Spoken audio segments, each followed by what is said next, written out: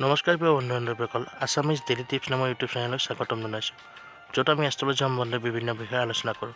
আহক জানি লওঁ 23 ডিচেম্বৰত কোনকেইটা ৰাশিৰ ঘোঁৰাৰ দৰে ভাগ্য দৌৰিব আৰু তেওঁলোকৰ ভাগ্যফল কেনেকুৱা হ'ব। বলক তেন্তে ভিডিঅ'টো আমি আৰম্ভ কৰোঁ। প্ৰথম ভাগ্যৰ ৰাশি দুটা হৈছে বৃশ্চিক আৰু তুলা ৰাশি। আপোনালোকে সম্পত্তি সম্পৰ্কীয় যিকোনো কাম কাজত বিশেষ সফলতা লাভ কৰিব। লগতে আপোনালোকৰ প্ৰেম, বিবাহ তথা চাকৰিৰ ক্ষেত্ৰত যদি বাধা আহিছিল, সেই বাধা আঁতৰি যাব। আপোনালোকৰ এইখিনি সময়ত স্বাস্থ্য উত্তম হোৱাৰ লগতে বিভিন্ন দিশত সফলতা লাভৰ যোগ আছে। দ্বিতীয় ভাগ্যৰ ৰাশি দুটা হৈছে কন্যা আৰু সিংহ। আপোনালোকৰ যিকোনো ব্যৱসায়ৰ কামত যাত্ৰা হ'ব পাৰে আৰু সেই যাত্ৰাৰ দ্বাৰা আপোনাৰ ব্যৱসায় উন্নত হ'ব।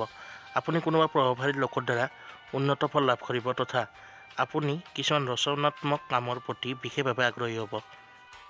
আপোনালোকে এই সময়ত বাহনো লাভ কৰিব তথা পৰিয়ালৰ লগত ধাৰ্মিক স্থল দৰ্শন হ'ব পাৰে আৰু বিভিন্ন দিশত সফলতা লাভৰ যোগ আছে। তৃতীয় ভাগ্যৰ ৰাশিটো হৈছে বৃষ।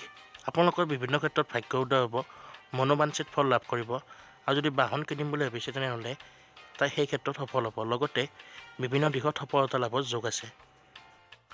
বন্ধু-বান্ধৱীসকল, যদি ভিডিঅ'টো ভাল পায় লাইক, কমেণ্ট, শ্বেয়াৰ কৰি দিব আৰু সদায় ধৰণৰ এষ্ট্ৰলজি বিষয়ক ভিডিঅ' হ'বলৈ তথা আমাৰ চেনেলটোৰ সৈতে জড়িত হ'বলৈ আমাৰ চেনেলটো ছাবস্ক্ৰাইব কৰি দিব। ধন্যবাদ।